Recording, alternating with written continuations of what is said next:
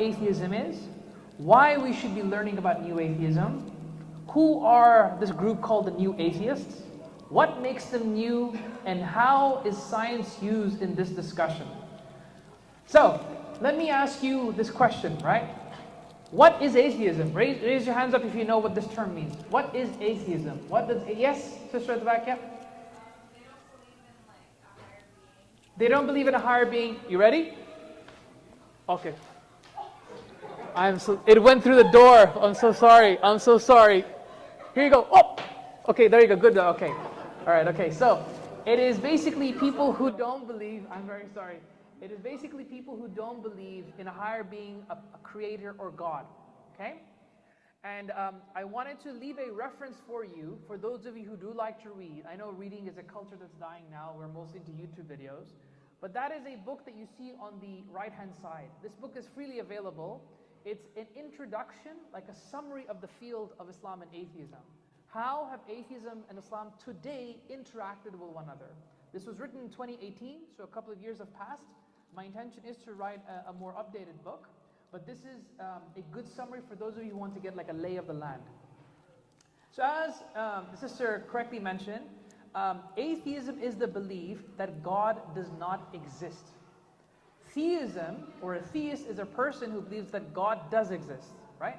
So these two are opposites of one another. Theists are people who believe in God, atheists are people who don't believe in God.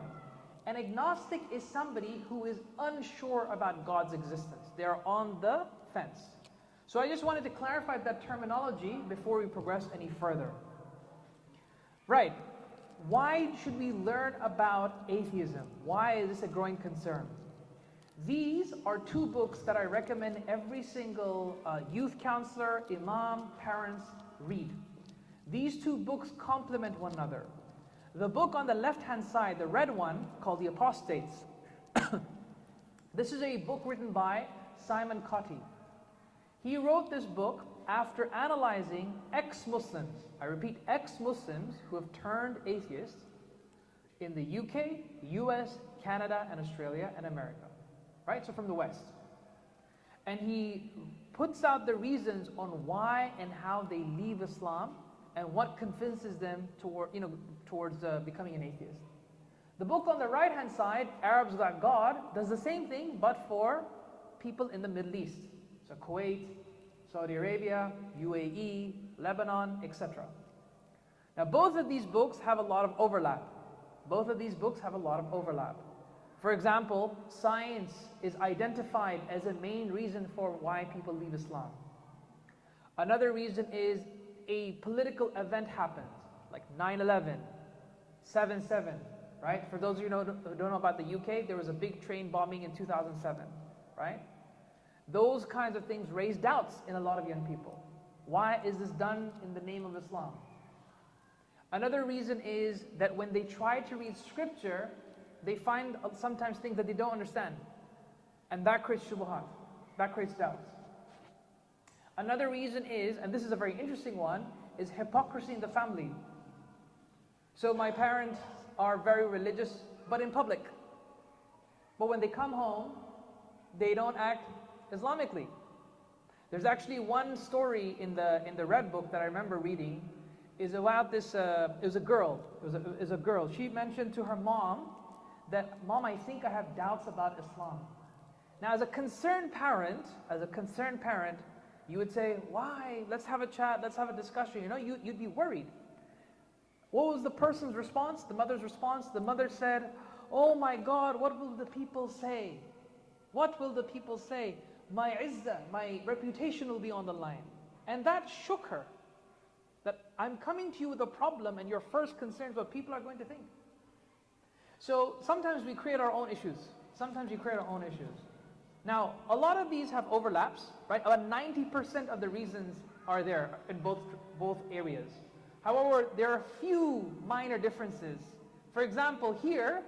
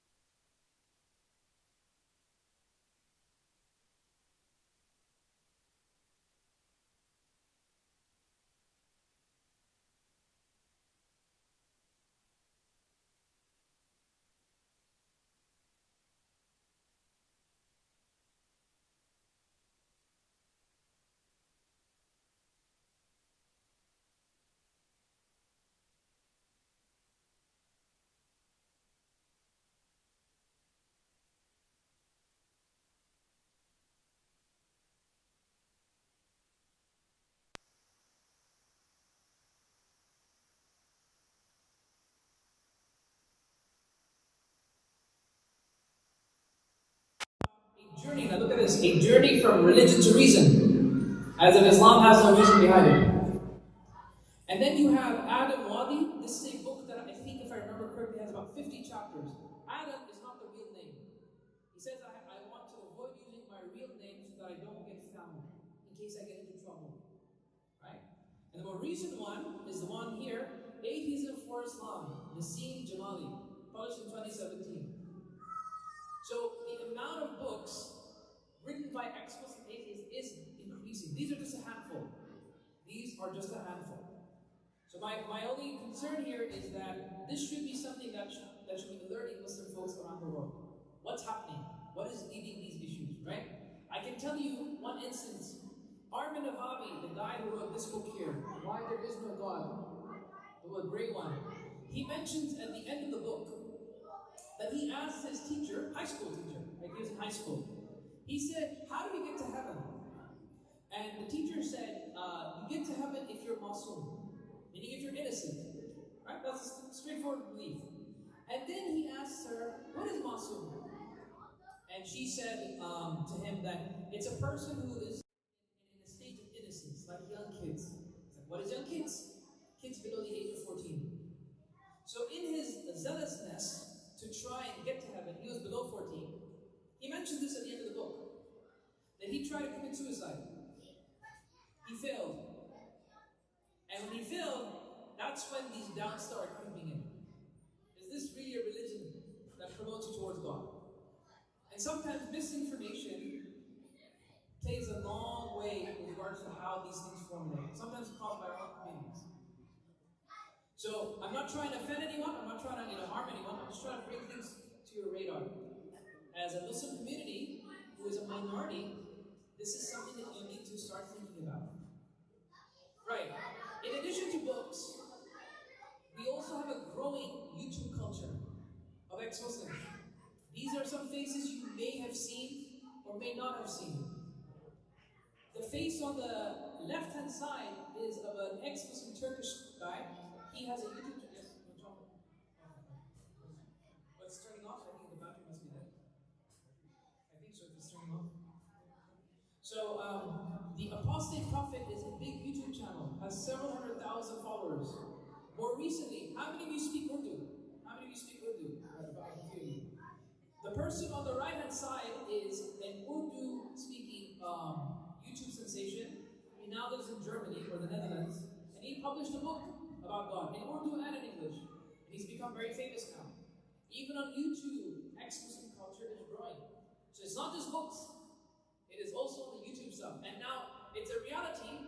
Most of our kids learn about Islam, learn about many things on YouTube.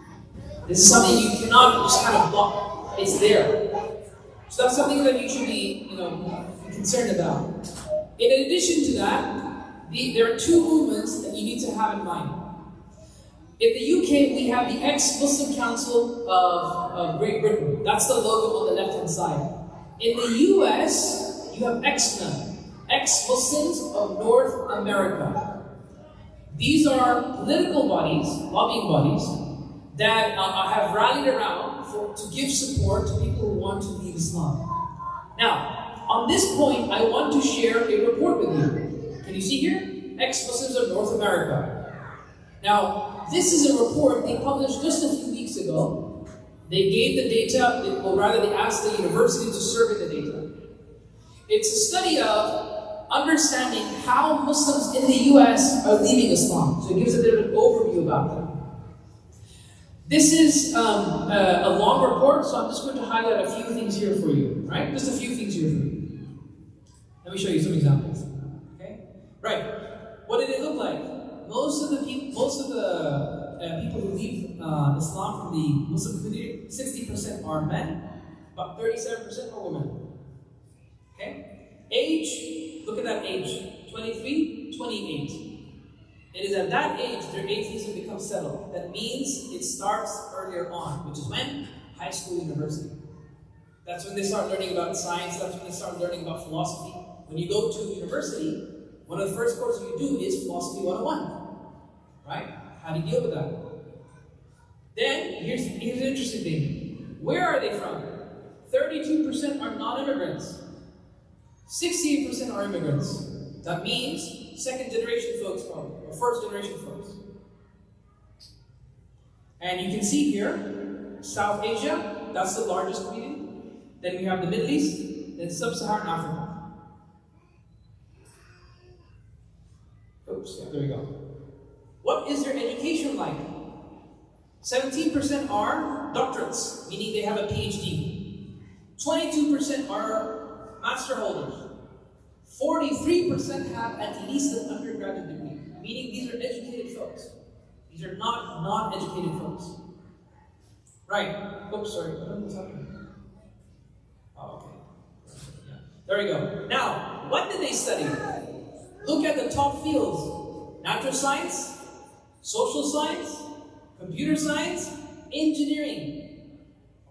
Meaning at least 80% have their doubts from studying science. Now, does this mean Islam is against science? No, that's not what I'm saying. I'm saying that if you don't have proper training in theology, this is what can happen. Right? Now let's look at some more interesting stuff, right? Let me show you some other things. Look at this. How devout were they? And it's very interesting. So you get a nice curve here. Some of them were, were not really practicing. Some of them were very practicing. But most of them were in the middle. Right? How often did they pray? 5% didn't pray at all. So that means their religious practice was very weak. When forced, so mom and dad came with something called, for those of you who are Pakistanis or Indians, what is called litter poem?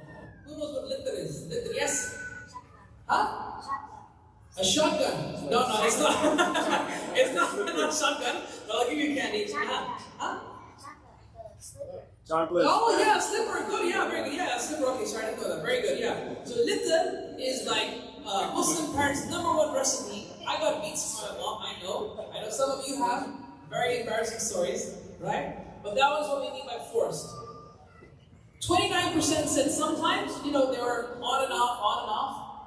And then 24% whenever possible, and 21% all the time. So these were, average. You have a spectrum here. So this is a topic that triggers a lot. Anyways, what was their involvement in the community?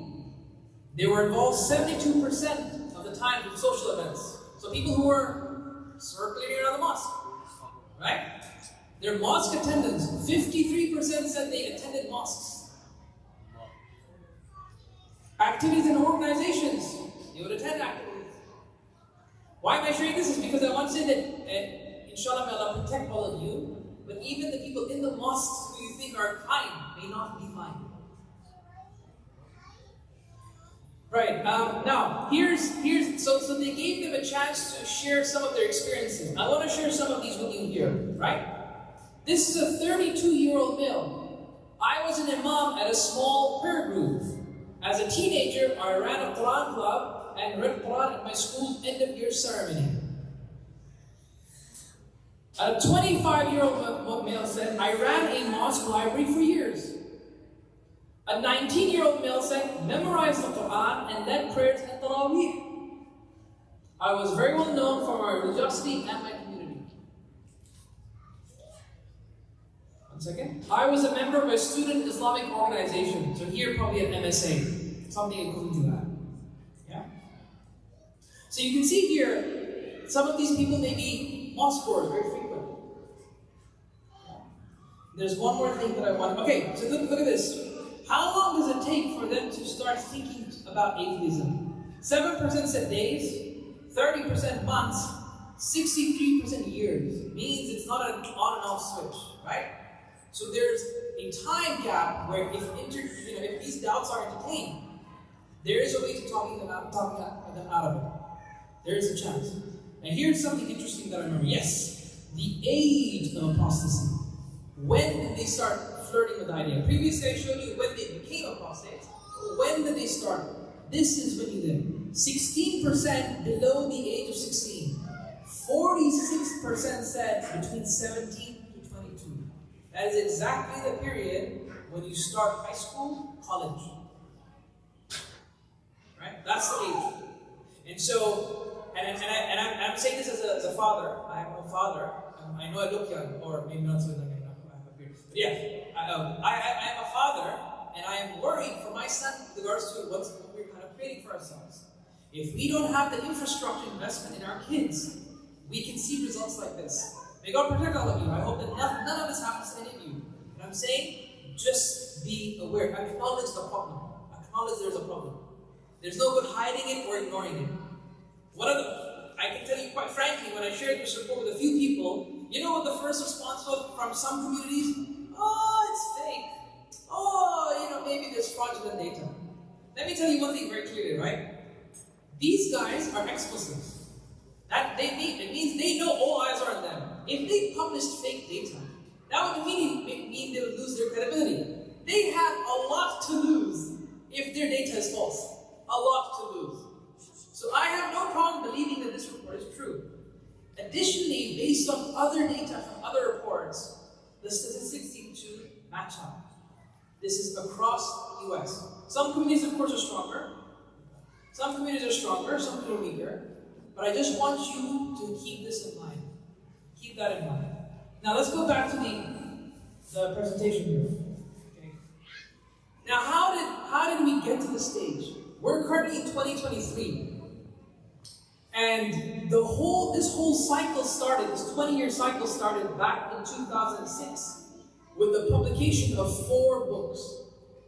And these 4 books kind of became like international bestsellers. The person on the top left corner, his name is Richard Dawkins. He's an evolutionary biologist from the University of Oxford. And he wrote this book called The God Delusion. Hands up if you know about The God Delusion, if you've seen that book before, a few of you. Right, okay. That book was translated into multiple languages. You can find it online. Urdu, Arabic, Farsi, whatever. Then you had The End of Faith, Sam Harris. He studied at Stanford. The thickest chapter that he has is on Islam in that book. The thickest chapter. Then you have Daniel Dennett. He's a philosopher of mind, so he looks into consciousness. In that book, he argues that evolution pretty much undermines any necessity for religion. We don't need religion anymore. And then finally, the last person is Christopher Hitchens. Okay, who can, somebody here, for a candy, read out the name of the book. You with the black read it out. What does it say? God is not great. What do we say in the Adhan? Allahu Akbar. God is great. He specifically negated the first sentence of the Adhan in his book. He says that intentionally. This was an intentional move. Right? Now, these were the big 4. Collectively, they're known as New Atheists, or the 4 Horsemen. And these guys, when they published their books, it really created a massive shift in the landscape. Massive shift. Now, bear in mind, 2006 is also the time when YouTube started coming out, right? YouTube wasn't really fully formed yet then. And also, we didn't have Facebook. Facebook just started coming out. Previously, it was Hi-Fi, MySpace, for those of you who are old enough, right? Now, when these guys started publishing and they started doing tours around the world, they created a movement that spurred on everything they've looked at in the past few slides. It gave more confidence to being atheists, being cool. And for example, in the Middle East, I have encountered children who think it's cool being atheist. It's cool to not believe in God. Whether it's a phase or not, I don't know. But they say it's cool to be, an atheist. Anyways, now, they were not the only people behind this. There were also many others that came after them. These are some of them. The most important one that you need to know is the one on the left-hand side. Who can tell me the name of that individual? The one on the left-hand side. Yes? Are you reading off the slide? Okay. Alright, here we go. Lawrence Krauss. Lawrence Krauss. If you search up about him, he was a professor, a theoretical physicist at ASU, Arizona State University. He's now retired, or rather he was kicked out because of some scandals he was involved in. But one of the biggest debates that you can find online between a Muslim and Lawrence Krauss is comes to sources. That video has about 5 million views. He argues that science proves the universe was created from nothing, but only God. That's what he argues for in that book. Now, the question is, what makes atheism new? Because atheism is not a new idea. It's an old idea. It's existed for several centuries. What makes this movement new? Now I'm about to share quotes with you by non-Muslims. So these are non-Muslims who are making these observations, not Muslims. This is Reverend Ian Markham. He's an academic. He does a lot of Christianity and Islam stuff. This is what he says. Harris is the worst. He makes Islamophobia a central part of his message. Hitchens comes second. To his credit, he recognizes that the bad aspects of Islam are also found in Christianity and Judaism. And for Dawkins, Islam is an illustration of the strange and bizarre behavior of religious people. It is interesting to note how Harris and Hitchens support the American war to Iraq primarily as a result of their deep prejudice against Islam. So what he's noticing here is that this crew seems to have Islam on their radar, right? Something that was never really clearly done by previous atheists. Let's look at a more interesting quote. This is Reverend William Emerson. This is what he says. In my view, the newness of new atheism has very little to do with the aggressive nature, or its popularity, or its scientific approach to religion. What seems to distinguish it from earlier forms of atheism is the subtle ways it critiques and attacks Islam through its scattergun critique of religion in general, i.e. what? That it's the specific focus on Islam that makes them new. This is a non-Muslim making this statement, not a Muslim. No one can play the victim card here. This is a non-Muslim making this observation. Now, there's an excellent book for those of you who like to read. The book on the right-hand side, The Evolution of Atheism, The Politics of a Modern Movement. This is published in Oxford University Press by Stephen LeDroux. Stephen LeDroux himself identifies as an atheist. So after studying this movement for several years, this is what he observes. For new atheism, pay attention. For new atheism, Islam represents two types of threats, pre-modern and postmodern.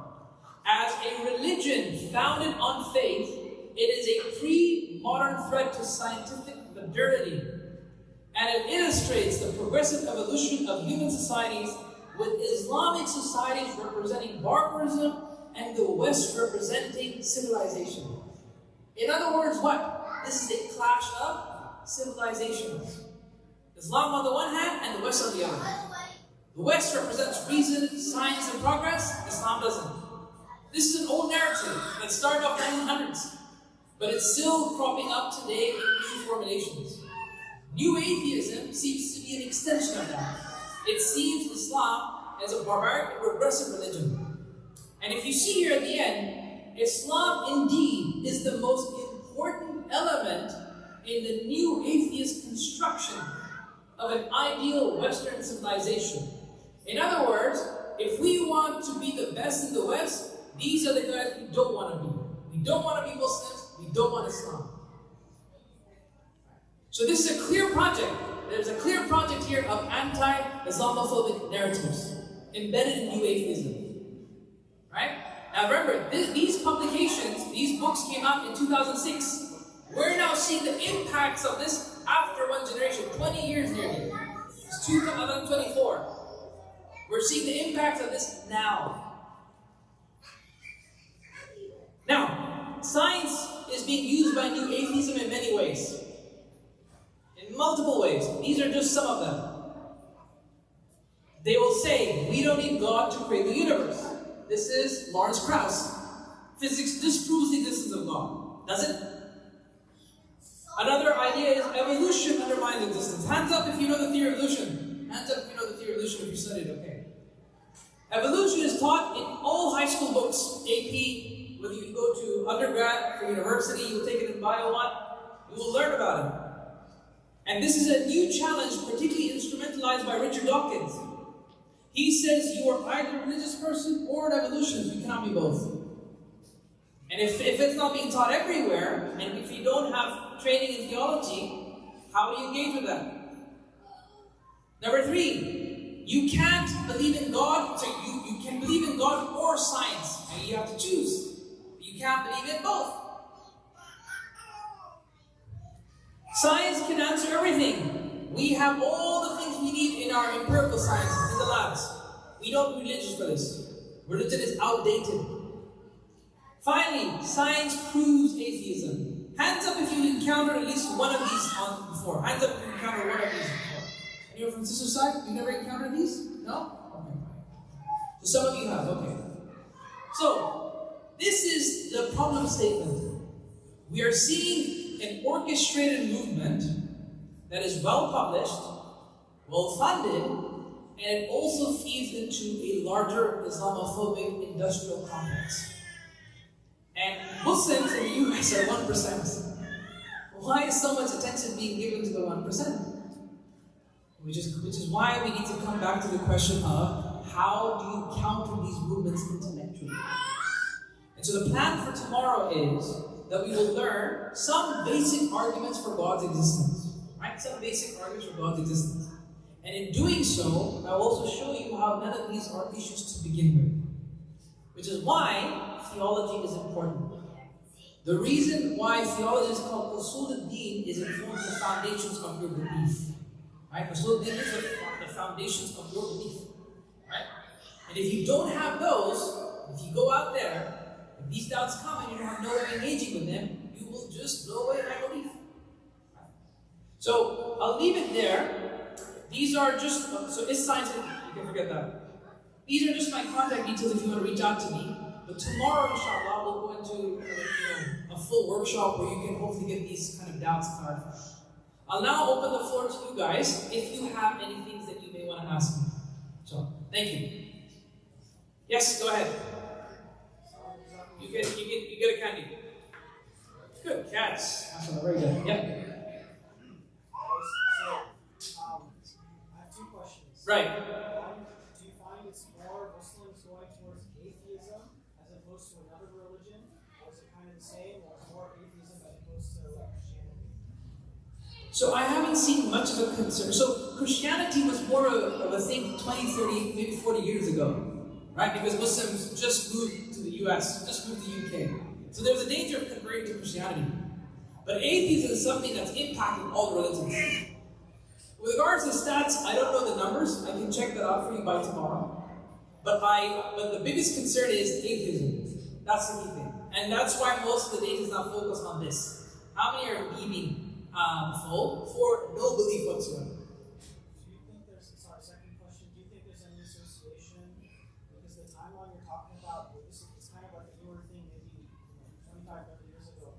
Do you think there's any association with the whole LGBTQ movement and like how religion doesn't have that compatibility sometimes, and so more and more people are, LGBTQ was something unknown. Yeah. LGBTQ was something kind of unknown, or not talked about in the context of right. or public forums. Right. So it's almost the same timeline. Right. So when it comes to looking at wider movements, there are two. So scholars say there are two reasons, why people leave or why people have doubts.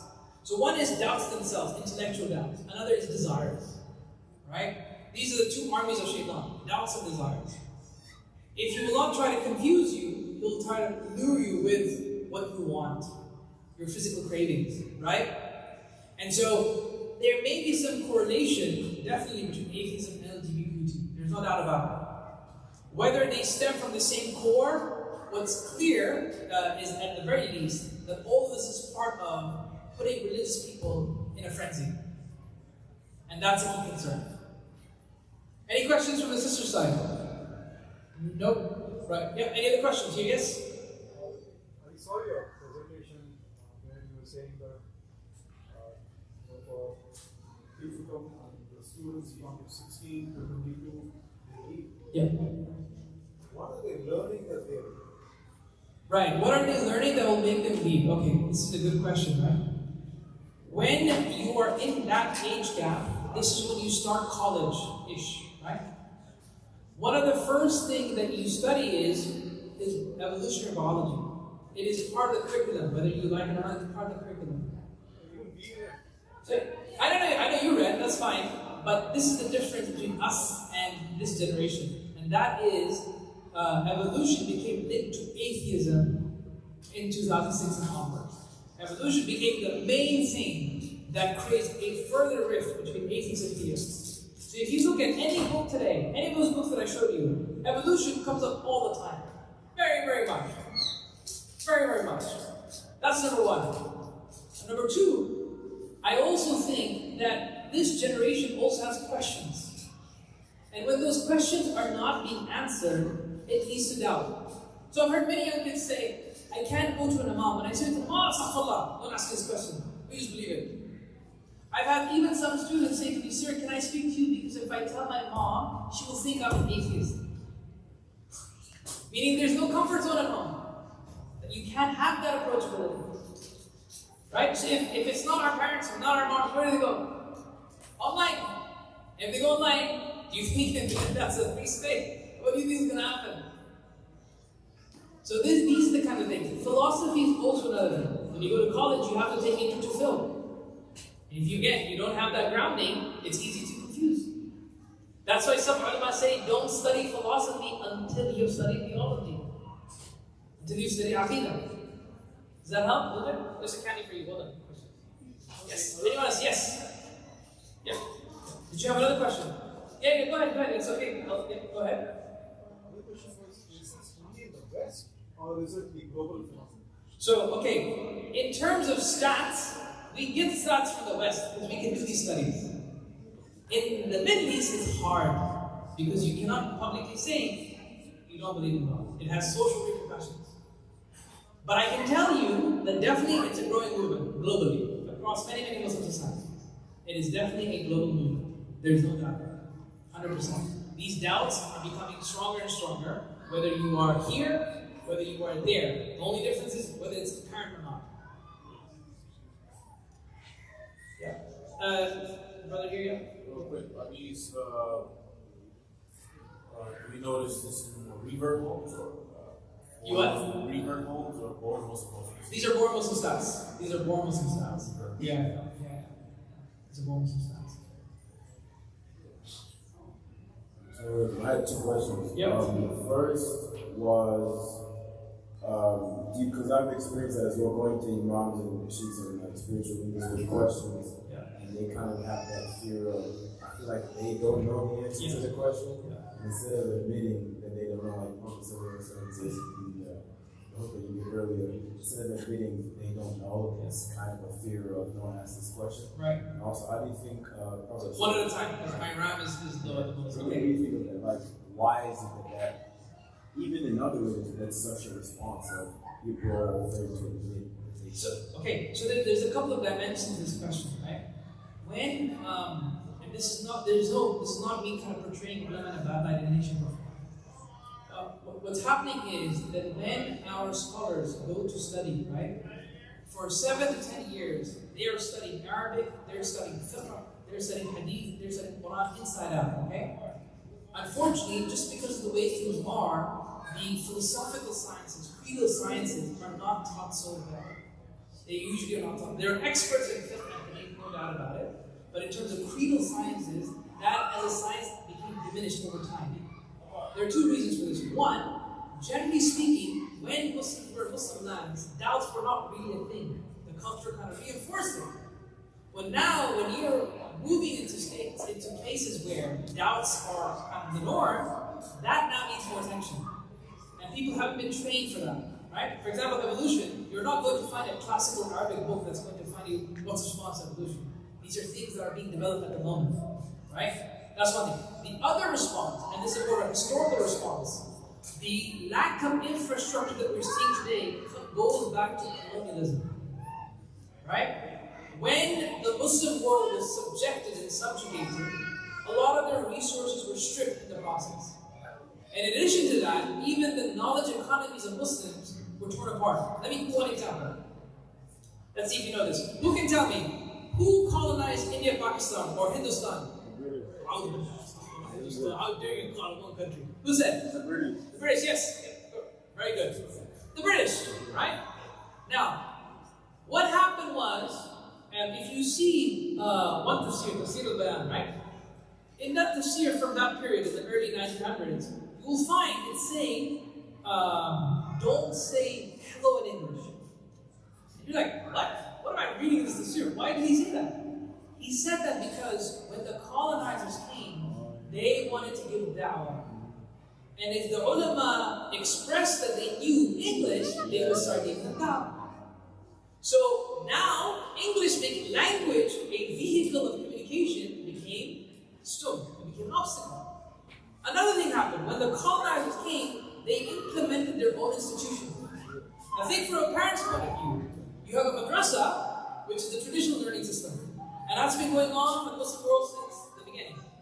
But now you have these modern institutions that are being given the latest science, the latest whatever, and they are going to help your kid get better jobs in society. Which ones will parents send them?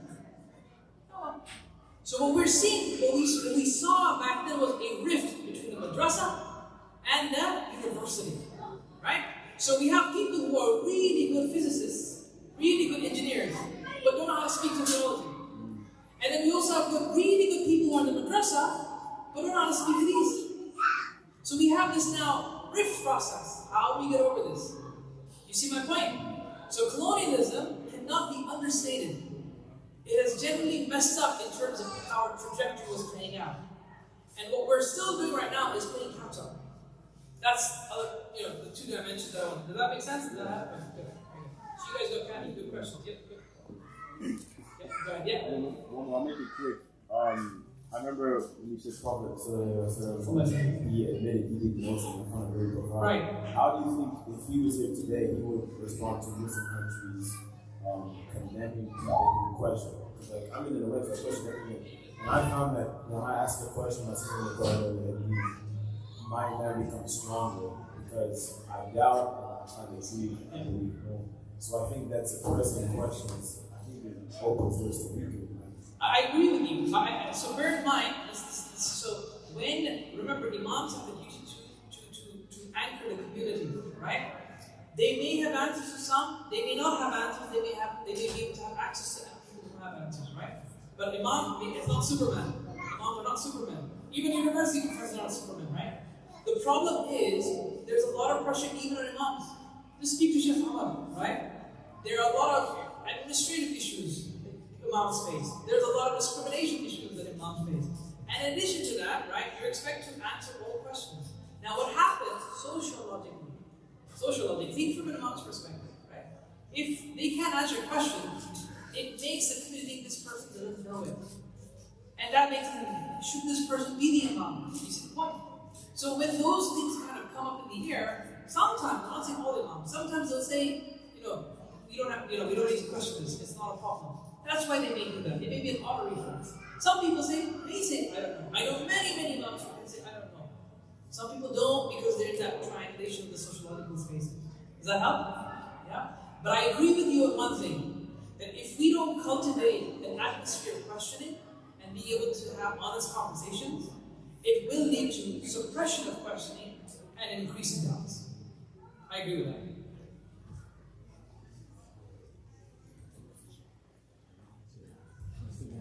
Comment after all of these atheists, in terms of like their upbringing, like they come from super religious family, abusive families, and now they have like a stigma towards religion and everything like that. Have you noticed? So, in terms of denominators, it does vary from one person. Like, for example, the guy I told you about, he tried to commit suicide. Right? That wasn't really a rational reason. He was just informed that if I died for the I'll go to heaven. So that was a sociological reason. Ayaan Hirsi Ali, she actually mentions in her book that when she asked questions, she was told to shut up. She also mentioned a very horrific episode. I cannot say it because of minors, but FGM. She went through FGM. And you know who? And she makes it explicit. She says, my family held me down, mother or grandmother, and it was executed. She was Muslim. She was Muslim. Or she claims that she was Muslim. Sorry? I don't know. I think it was Sunni, but maybe. No.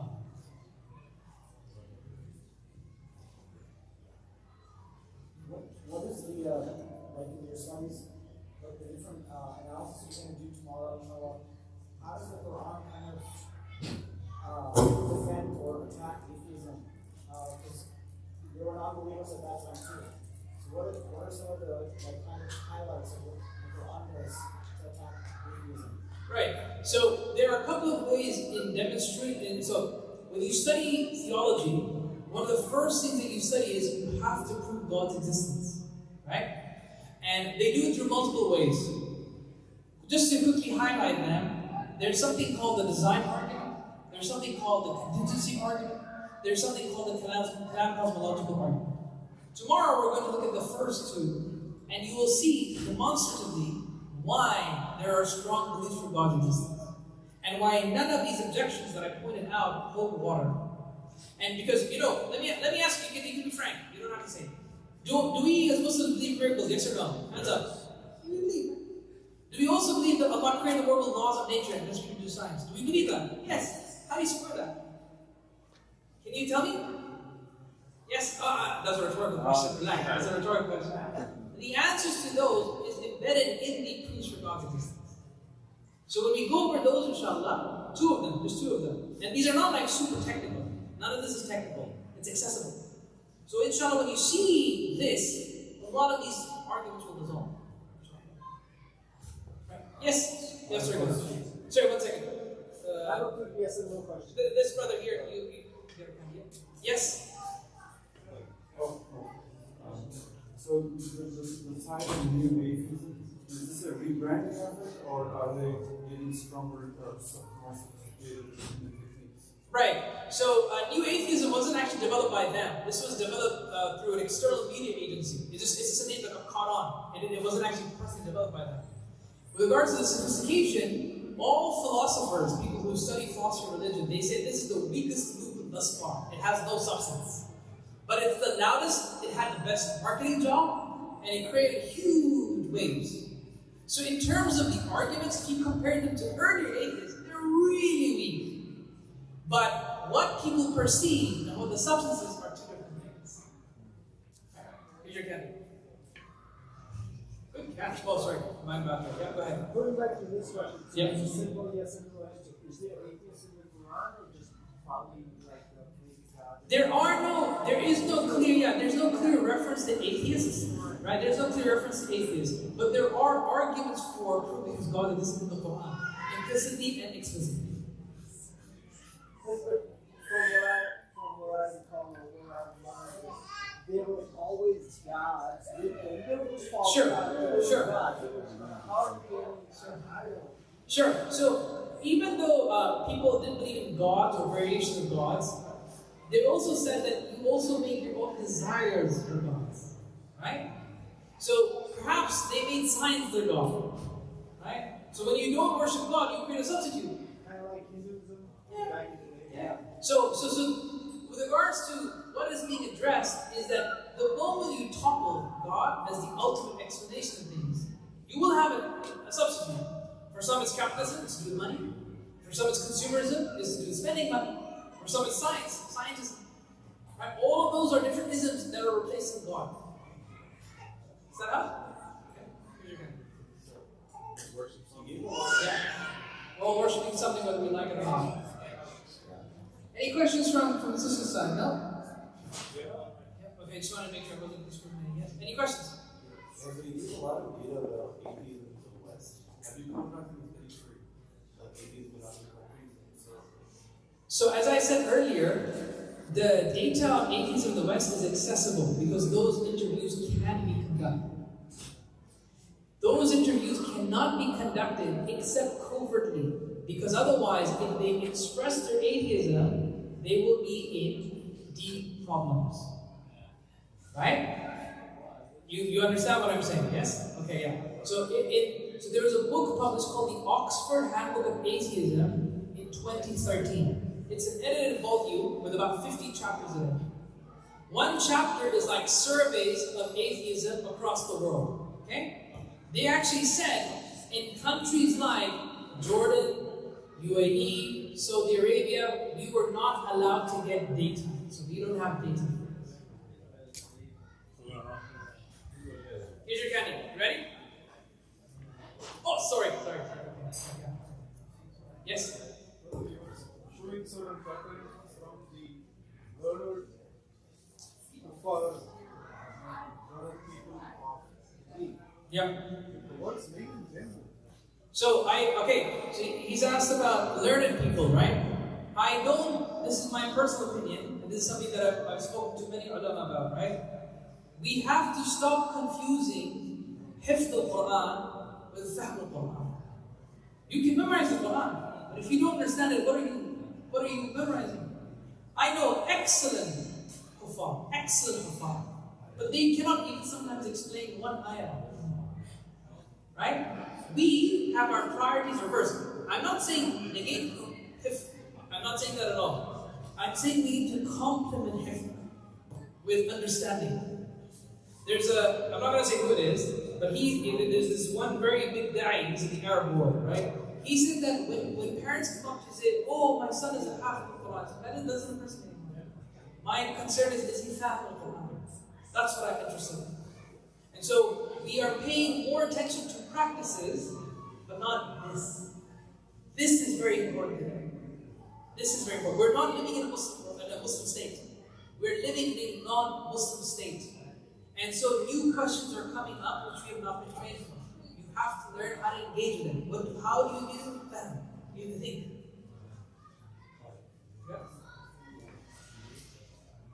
Yeah. Any other questions? Any questions from the sister side? Last chance, inshallah.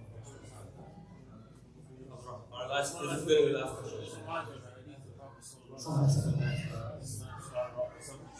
Yeah.